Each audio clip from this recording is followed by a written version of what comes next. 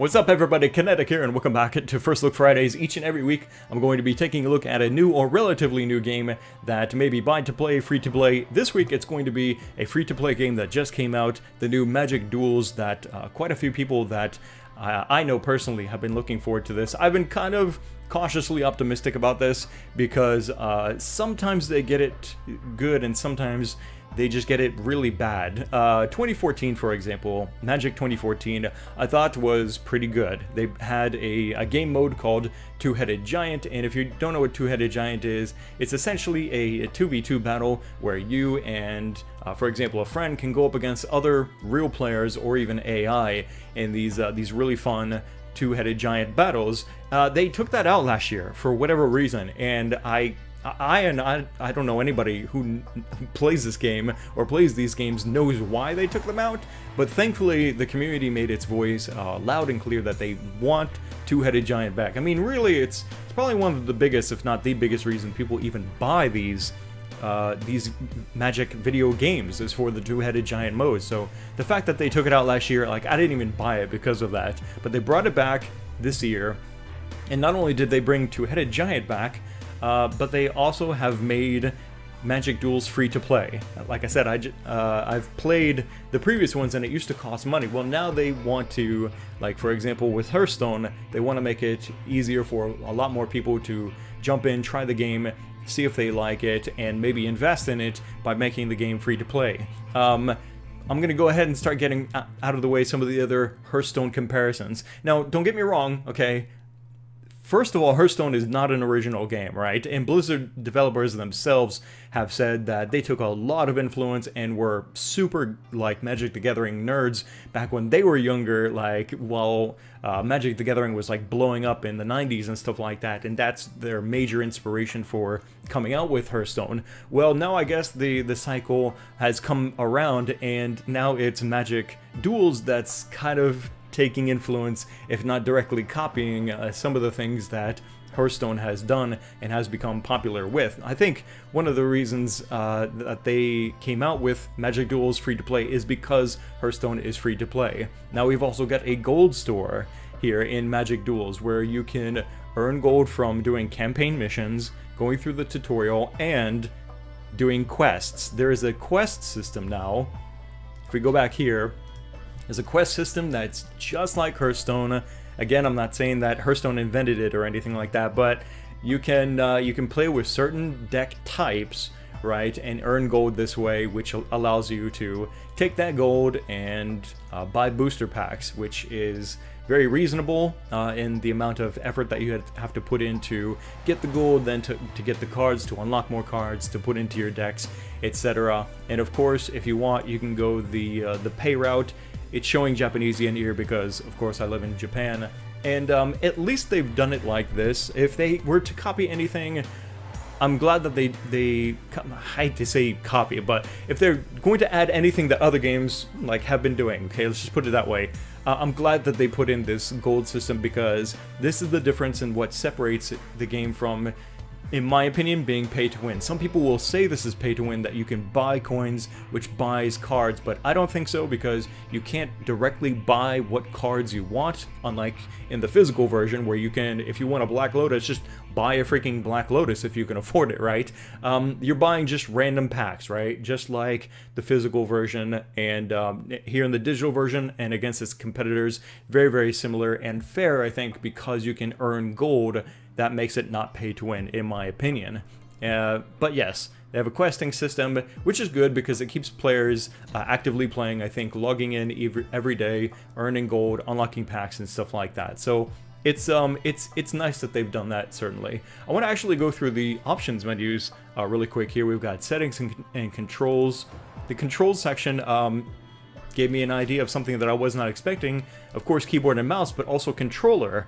Pad support is here for Magic Duels, which is pretty cool.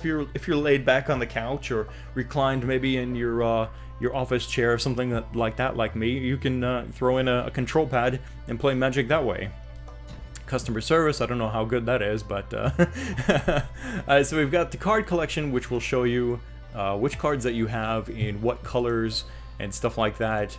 Some really nice filters, the luck pad representing and black and white color that I haven't found or somehow unlocked that card. If this game is how I think it is, I've only played a little bit of it so far, admittedly, but in the previous Magic games you could earn more cards simply by playing the game. I'm not sure if that's still the case. I think it may be that to a point they'll allow you to, by going through the story mode, for example, and the tutorials and stuff, you'll get gold and you'll also unlock some of the more basic cards that, yeah, Hearthstone does that as well, right? The more games that you win, for example, with the mage class, then you'll unlock more cards up to a certain point, so it's good.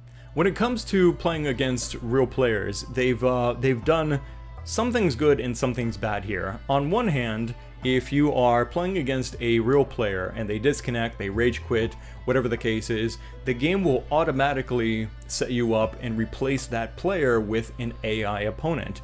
Now, some may see this as good, some may see it as bad. If you quit or your opponent quits, then the other person, like in some people's minds, should automatically win, but not all of us want to have to start all over. We want to maybe continue the game even if it's against AI. So in that sense, it's nice that they've got a really seamless system, it seems like, to replace players that have disconnected for whatever reason with AI. Anyway, so let's say that I've only just started. I've just gotten out of some of the tutorials here in the story mode, and I'm ready to jump in and do some battle modes. I can go through a deck creation process, which I think is quite nice. They've got a nice system here to help you make decks and also to modify. One of the more bizarre things is the foil upgrade feature here. Now, in other games that I'm going to stop mentioning at this point, you unlock golden or foil cards, right, by chance or by playing in the game. Here in Magic Duels, you pay for it. If you want the foil cards, you simply pay in gold to have all of your cards upgraded into foil versions. Yeah, I don't get that. That's the one thing that's really awkward about the deck customization and creation here in Magic Duels. Other than that, I really like it. We can go through a more simpler and kind of beginner-friendly deck wizard, which helps us break down kind of the different categories of cards that maybe we would want to put together based on the colors that we've chosen. They also give you a lot of control here in the straight up deck builder, total control for experienced players. Let's take a look at the deck wizard really quick. So they've got these presets, and quite a few of them actually. The first ones are recommended based on difficulty of how they play. So these are more beginner-friendly versions, in other words. So I could start with magical armor. Let's say, for example, we'll go ahead and say create new deck. So here, now it's going to take us step by step through the different category types that are going to exist based on the color. In this case, enchantments and auras, because it's white-black. And so we'll start with enchantments and auras, and we can start by selecting 6 of these. So let's just click that, we'll click that, one of each of these. It's not giving me a lot of variety, probably because of the lack of variety in the cards that I've unlocked up to this point. So let's just go ahead and we'll take 2 of each of those. Step complete. Enchantment synergy.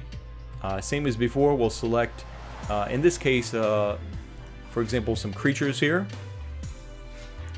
Probably want to strike a balance, if I can, between both white and black. So yeah, just go through this process, click the cards that you want. I'm just clicking here at random, but you would definitely want to pay attention to how many high cost cards you're adding. Make sure that you've got a significant, if not majority, lower cost for early game and stuff like that. There's also auto-complete here, step complete, fill your deck. Now it's like, okay, you've chosen sort of like the minimum that they would think is good based on the previous 2 categories. Now just pick whatever you want, a combination of those 2 previous categories to fill in the rest. Again, I can go through autocomplete here, and then it will say, all right, cool, you need land. We've gone ahead and added all the land that you need, and voila.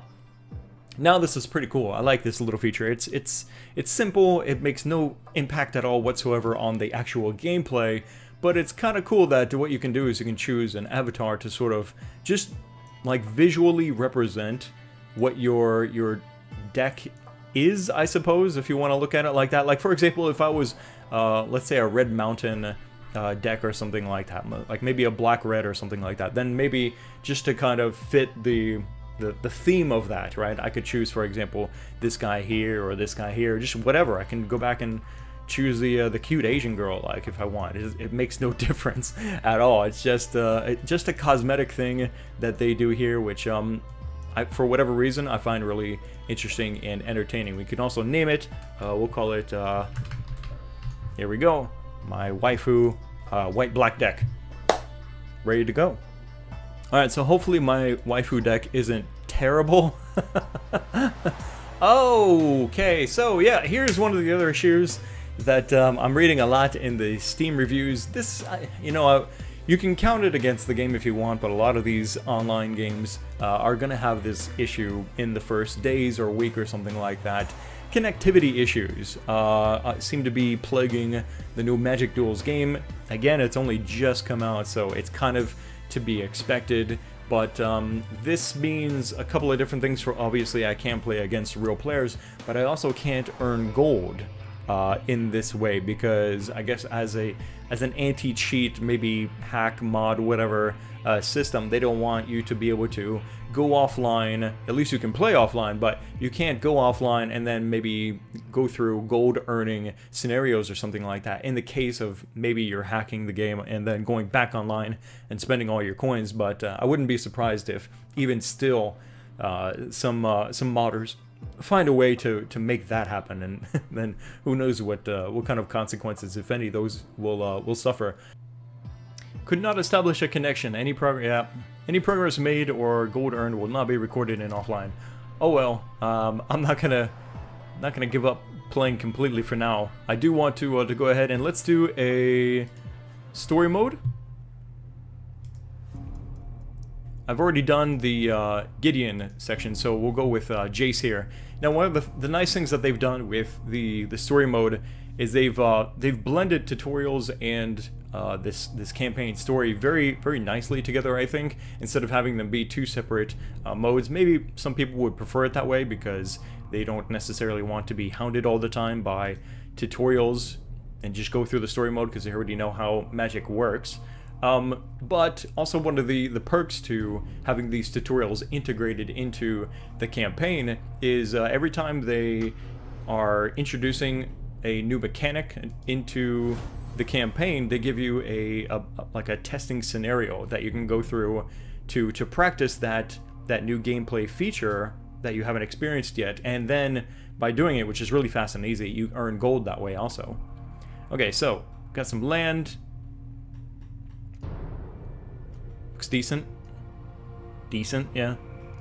I've got a card I can play on my second turn. We'll keep that hand.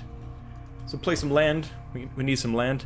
The timers are really nice here in the new Magic Duels. Much faster, and the gameplay experience as a whole feels much smoother than it did back in 2014. Again, I skipped last year's Magic game because of the lack of two-headed giant. But look at that. It's already my turn again, like after the opponent's gone through their turn.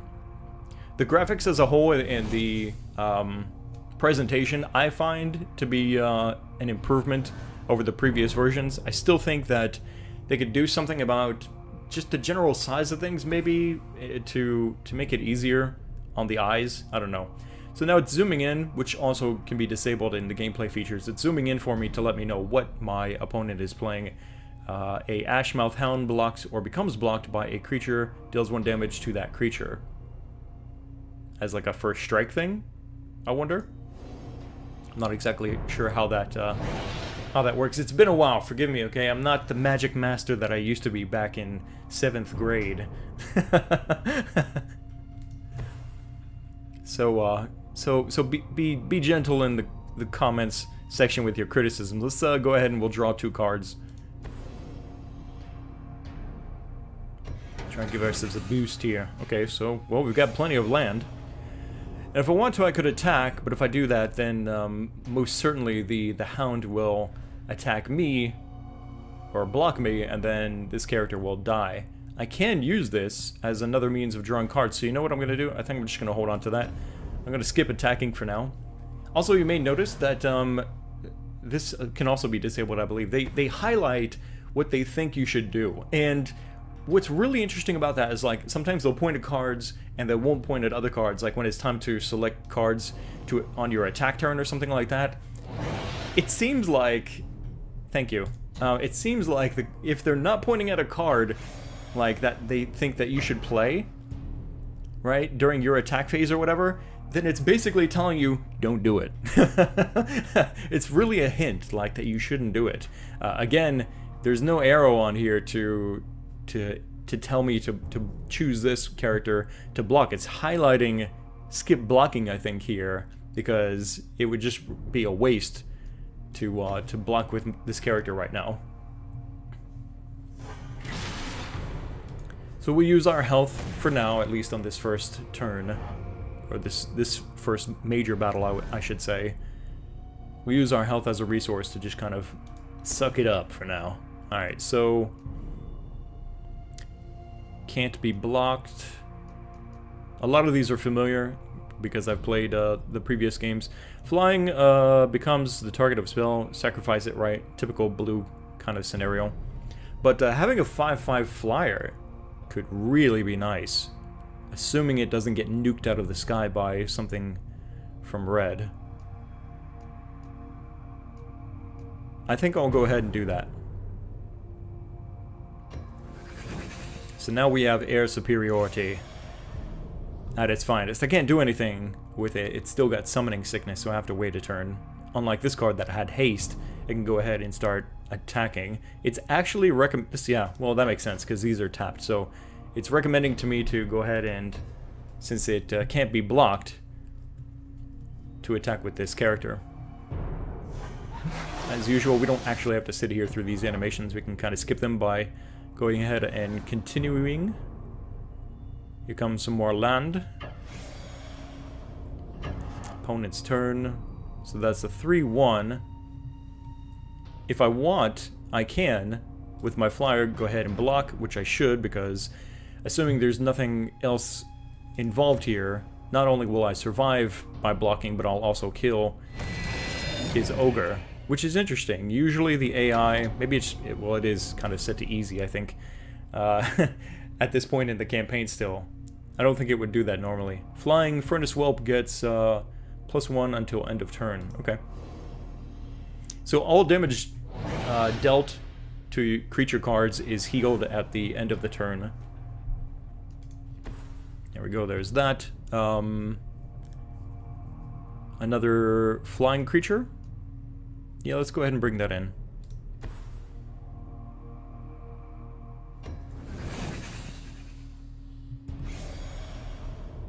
Okay, so again, it's giving me the arrow, kind of like a recommendation, like, you should use this. So even though the flying creature on the opponent's side has summoning sickness, he can, if he wants to, block, but he's not going to, because it would just kill his card. And I guess he wants to save his flyer for now. Okay, so we're not doing bad. I like that. I like this red ribbon that they pass over the screen like that, just to kind of help visually remind you what phase you're in currently. Okay. Creatures your opponent control get -2 until end of turn. Okay, so this could be... Ooh, this could be a really nice, powerful way of surprising them if they decide to block my attempts to attack. I think I'll go ahead and bring in Phantom Warrior, since it can't be blocked. And also the Mage. Sweet. Racking up some good stuff over here. Okay, so it's recommending to me only to attack with this flyer. Why would I only want to do that? Probably because, and again, I think this is like a hint, if I do that, if I do attack with my 5/5, my other 5/5 flyer here, they're probably going to activate some kind of instant to like mitigate that damage, or maybe just straight up nuke me or something like that. Against my instincts, I'm gonna go ahead and let's just see if I'm right here. Confirm attack. Is something bad gonna happen now? Yep, here it comes. There it is. Turned it into a 5-2. And that's why. Sometimes you forget mechanics and stuff like that happens. But again, that proved, I think, that the arrows and the lack of arrows is like a hint, especially here in these games, of what you should and what you shouldn't do. It's alright, we still have the advantage here. Enchant creature you control gets +2. Sacrifice Inferno Fist, deals 2 damage to target creature or player. That could be nasty. Now a 4-2 flyer. So much for air superiority. Okay, turn the tide creature... Right, this is an instant. We don't want to use that. Or do we? Well, not right at this moment, but yeah.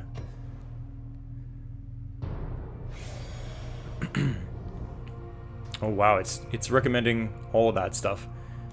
Okay. So here's how this is gonna work. It's probably gonna try and block. Yep.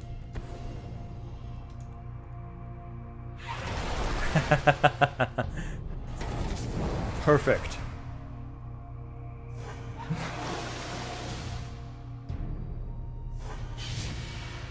I think that is exactly what I intended to happen there. Yep. My card survived, his card died, thanks to my instant. Excellent. Okay, so... oh wow, yeah, I can still activate the ability even though the card is tapped. Nice. I forgot that was a thing. Alright, so cool, yeah, we took advantage of the excess mana we had at the end of our turn there to activate the skill and draw an extra card. What is that? Oh no. Volcanic Dragon. Flying and Haste. 4/4.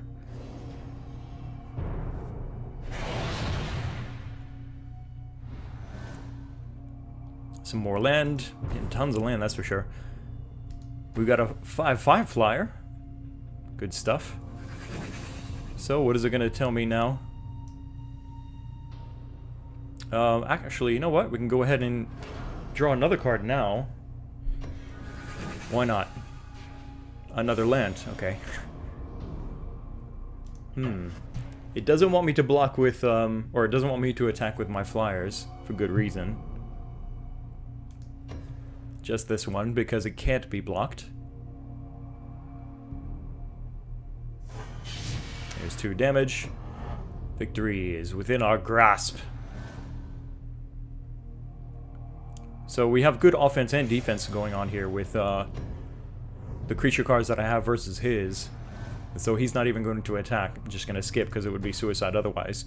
Let's see. Creature, when Separatist Void Mage enters the battlefield, you may return target creature to its owner's hand.